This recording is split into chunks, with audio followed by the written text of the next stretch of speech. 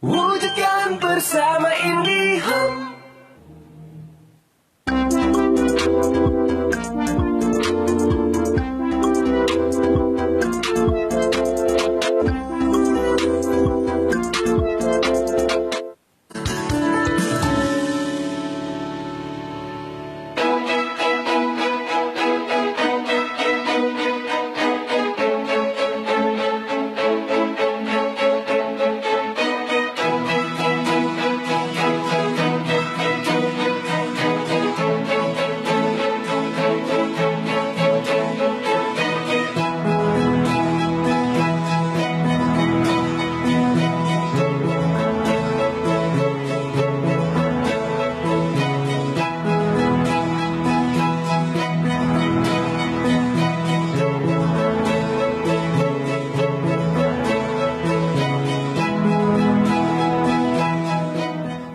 Indonesia menjadi salah satu negara terbesar dengan beragam keanekaragaman flora dan faunanya. Banyak sekali flora dan fauna yang tersebar di seluruh kepulauan Indonesia karena negara kita mempunyai posisi strategis dan masih asri dengan ratusan ribu pulau. Hal inilah yang membuat Indonesia menjadi rumah istimewa bagi berbagai hewan langka. Pemirsa Ruang Budidaya, pada episode kali ini kita akan mengulas tentang burung merak yang banyak tersebar di hutan terbuka seperti padang rumput di Republik Rakyat Tiongkok dan di Tanah Jawa. Jadi, terus saksikan Ruang Budidaya Hewan selama 30 menit ke depan.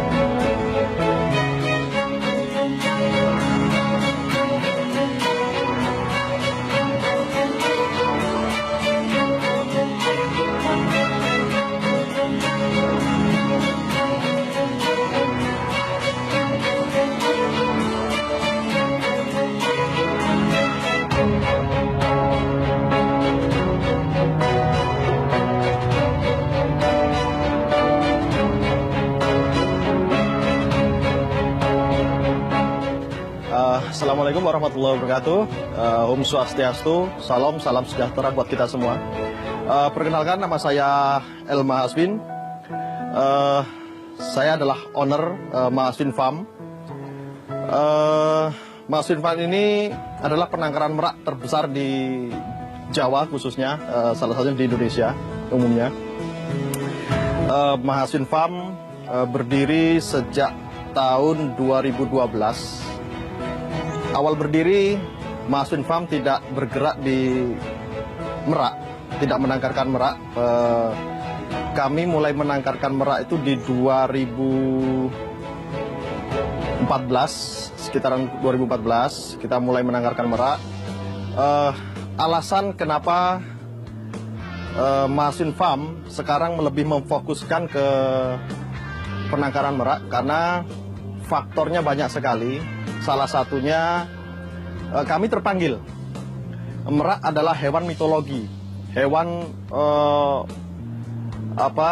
yang sangat langka, yang dalam berbagai banyak agama itu merak ini menjadi simbol. Jadi saya terpanggil untuk mengkembangbiakkan merak di Yogyakarta. Kami memiliki berbagai macam merak, jenis-jenis merak. Jadi di Mahasbin Farm kita memiliki merak putih, jenis merak putih, merak hijau, Jawa, legal, resmi, merak India, biru, cameo, purple neck, dan lain sebagainya. Jadi di penangkaran merak ini kita berusaha bagaimana caranya merak ini berkembang biak dan menjadi edukasi juga buat masyarakat bahwa merak ini hewan langka yang harus kita lindungi. Dan yang kedua, kami kenapa kok ingin sekali mengembangbiakkan merak, kenapa kok terfokus. Kenapa Mahasin Farm terfokus ke pengembangan merak, khususnya di penangkaran? Karena salah satunya juga faktor ekonomi. Ternyata karena merak ini hewan langka, jadi banyak orang yang seperti saya terpanggil ingin memiliki, ingin mengembangbiakkan. Jadi salah satunya juga karena faktor banyak orang yang ingin mengembangbiakkan dan bertanya bagaimana kita bisa ingin ikut serta mengembangbiakkan merak ini. Jadi tentunya dengan prosedur yang resmi, ya kan, melalui perizinan dan sebagainya. Kita tidak boleh memiliki hewan-hewan yang eksotis dengan tanpa memiliki izin. Banyak pertanyaan, saya mendapatkan banyak pertanyaan dari masyarakat. Mas, merak itu kan hewan dilindungi. Notabene gini, merak itu hewan langka. Hewan langka belum tentu dilindungi. Kan? Jadi merak ini ada 2 jenis. Di dunia ada 2 jenis. Satu jenis merak biru India, itu dengan nama latin Pavo cristatus, itu hewan impor yang tidak dilindungi. Jadi merak biru India berstatus legal tanpa harus membuat izin, itu memiliki legalitas yang resmi untuk dijual belikan, diternak dan dimanfaatkan. Jenis yang kedua adalah merak hijau Jawa dengan nama latin Pavo musticus. Nah, ketika kita berbicara merak hijau Jawa, kita harus memiliki izin tangkar yang resmi ke dinas terkait, khususnya ke BKSDA dan polisi hutan. Kita harus memiliki itu. Jadi merak itu dibagi 2, merak hijau Jawa dan merak biru India. Nah, jadi secara legalitas kita boleh memiliki merak, menangkarkan dan menjual belikan secara resmi dengan cara yang sah. Oke.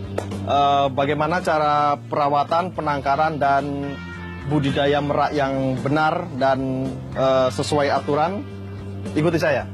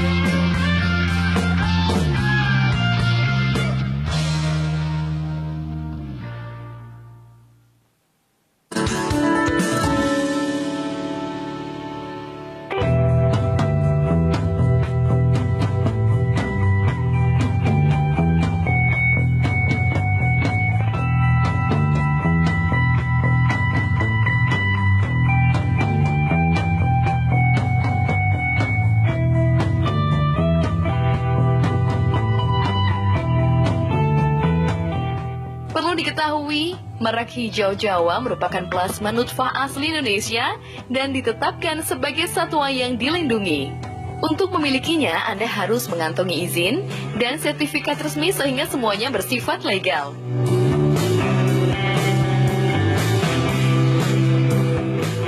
Oke, kali ini kita bahas sedikit cara, tips, dan bagaimana menangkarkan merak. Oke, sedikit kita ulas sedikit tentang merak. Merak ini hewan yang habitat aslinya ada di hutan.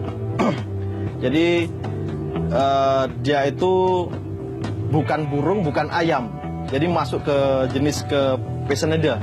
Jadi lebih ke ayam hutan mungkin ya. Nah, merak ini memiliki produktivitas yang cukup tinggi sebenarnya.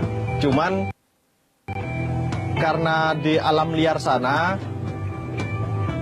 banyak predator, terus banyak orang-orang yang ingin menangkap liar dan sebagainya. Itu yang bikin produktivitas mereka di alam liar sangat-sangat terganggu.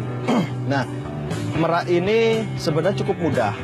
Jadi kita cukup memiliki 1 jantan dan idealnya kita memiliki 4 betina. Itu merak sudah bisa berproduksi. Banyak pertanyaan, Mas, usia merak itu berapa sih untuk bisa berproduksi? Merak ini berproduksi di usia matang, jantan di usia 3 tahun, betina di usia 2,5 tahun. Jadi usia matang mereka jantan 3 tahun, betina 2,5 tahun. Nah, betina mampu berproduksi setiap periode bisa 10 hingga 20 butir telur dalam 1 periode. Nah, merak ini salah satu hewan yang memiliki musim. Jadi dalam 1 musim merak itu bisa berproduksi beberapa kali periode. Nah, musim ini kapan, Mas? Nah, musim produksi merak itu masuk di awal Agustus sampai di Februari Maret.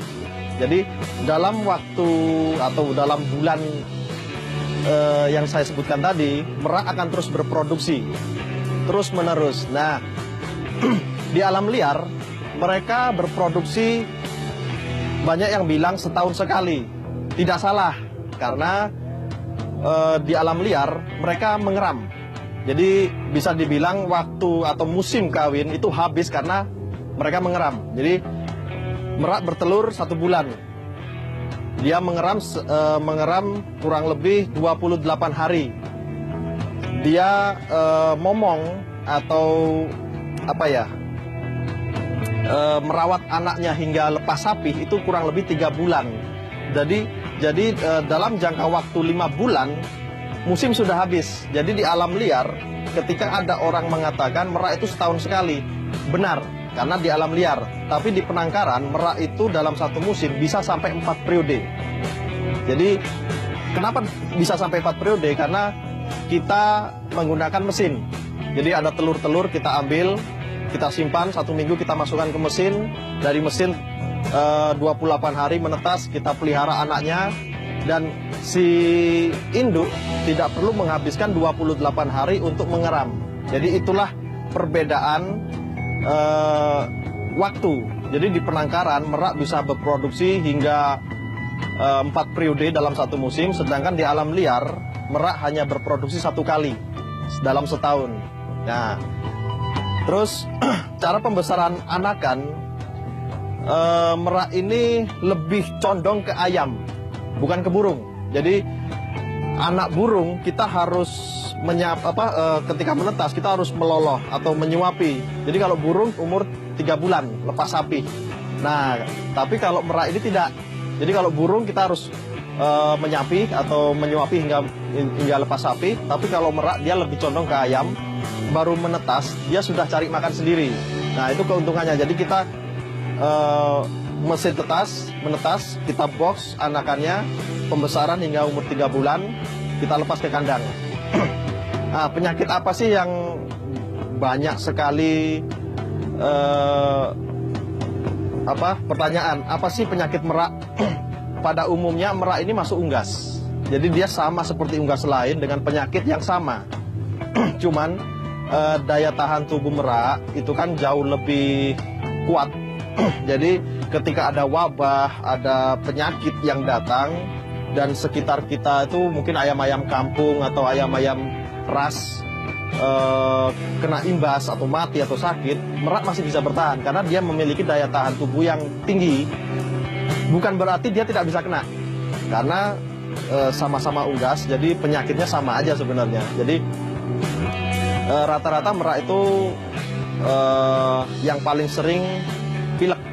Jadi pilek, flu itu yang paling sering karena faktor cuaca, pergantian cuaca. Dan ketika kita melihat ada penurunan nafsu makan, terus ada pergerakan yang mulai dia melamban dan sebagainya, kita harus peka. Kita cek kesehatan, apakah dia pilek, apakah dia kurus atau sebagainya. Nah, ketika ada yang terjangkit penyakit atau dia tidak fit, kita karantina. Kita rawat, kita kasih obat-obatan. Obat-obatan ini pun tergantung dengan penyakitnya apa. Nah, di Mahasiswa Farm, kami memiliki metode untuk menghindari penyakit, menghindari wabah dan sebagainya. Kami menyuntik B-kompleks. Nah, manfaat B-kompleks ini untuk daya tahan tubuh dan nafsu makan. Jadi, ketika hewan atau makhluk hidup nafsu makannya bagus, daya tahan tubuhnya bagus, insya Allah penyakit apapun tidak terlalu mudah untuk hinggap atau menyerang hewan-hewan tersebut. Nah, B-kompleks ini kita menggunakan versi injek karena ada B-kompleks dengan tablet, ada juga yang injek. Nah, kenapa kami memilih yang injek? Karena injek ini langsung ke pembuluh darah, jadi 100% terserap tubuh. Nah, sedangkan yang kapsul atau yang manual, yang oral, dia akan terserap hanya 30%. Karena secara biologis, makanan 70% akan terbuang dengan fases.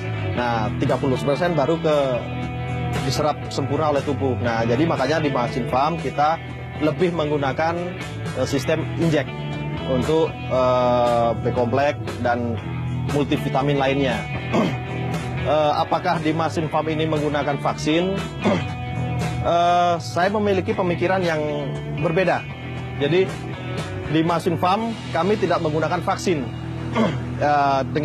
Dengan segala kerendahan hati, saya tidak mengatakan vaksin itu tidak bagus, tapi saya pribadi lebih suka yang tradisional dan alami. Jadi saya lebih menggunakan campuran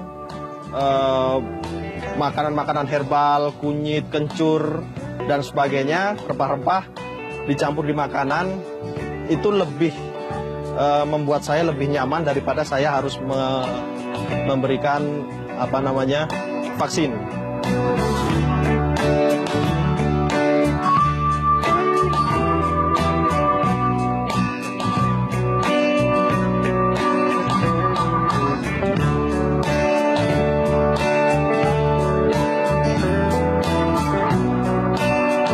Berapa sih ukuran ideal kandang merak? Berproses membangun banyak kandang, dan kita akan menciptakan atau akan membuat variasi merak dengan jenisnya per masing-masing. Mungkin untuk kandang kita bisa merak putih, jenis putih kita akan di jenis-jenis tiap masing-masing merak. Secara prinsip, memelihara merak nyaris sama dengan jenis unggas lainnya. Hanya saja, karena merak merupakan salah satu unggas yang punya karakteristik unik, merak membutuhkan perhatian secara seksama. Merak sebenarnya dapat dipelihara di berbagai iklim, dari iklim tropis, subtropis, bahkan negara dengan 4 musim.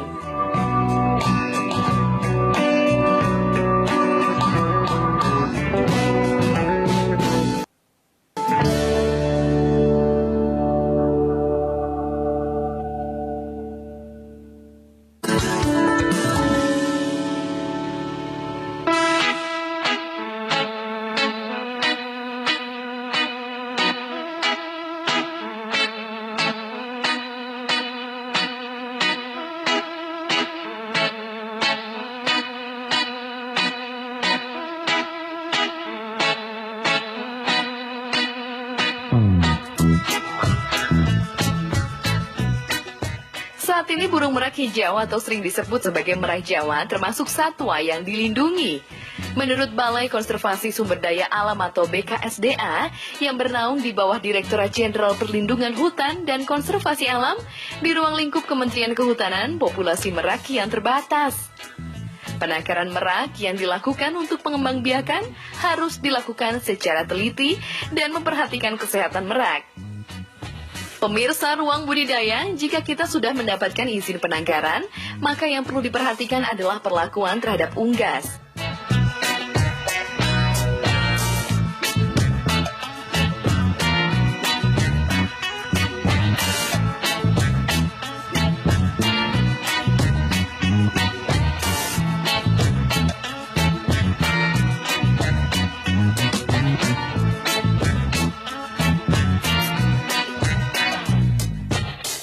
Oke, sedikit informasi. Merak ini memiliki siklus mabung atau pergantian bulu. Jadi ketika memasuki musim kawin, merak ini biasanya memasuki level atau panjang maksimal ekor bulu karena dia harus menari untuk menarik perhatian si betina. Nah, ketika musim kawin atau reproduksi ini sudah habis atau sudah mulai sudah selesai berproduksi, merak akan secara otomatis dia akan mengganti bulunya atau merontokkan bulunya, ekornya dengan sempurna. Jadi dia akan habis sempurna dan akan tumbuh di 6 bulan berikutnya.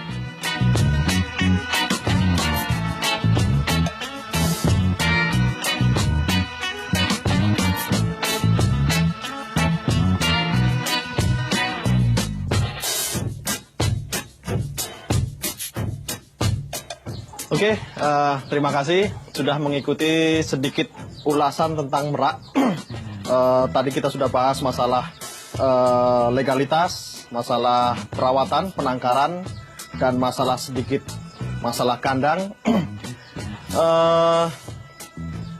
Kali ini saya ingin memberi informasi bagi teman-teman yang masih penasaran, ingin memiliki, terus ingin bertanya bagaimana perawatan lebih detail dan bagaimana cara memiliki merak atau bagaimana cara perawatannya sebagainya, silakan hubungi kami, follow IG kami di L_Maswin dan juga di akun YouTube di Bak Production.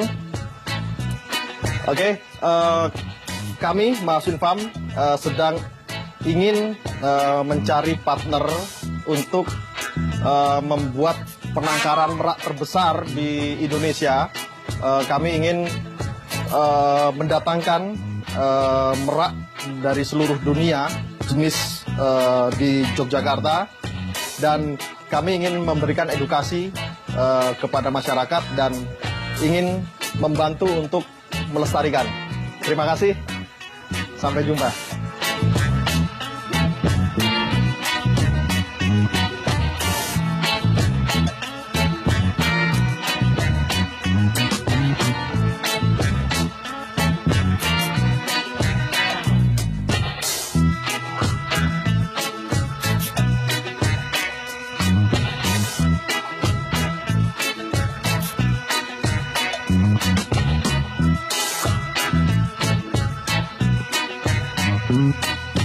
Demikianlah ulasan burung merak pada episode kali ini. Semoga bermanfaat untuk budidaya hewan di Indonesia. Sampai jumpa di episode berikutnya dengan ulasan yang tak kalah menarik di setiap episodenya, tentu di acara Ruang Budidaya Hewan.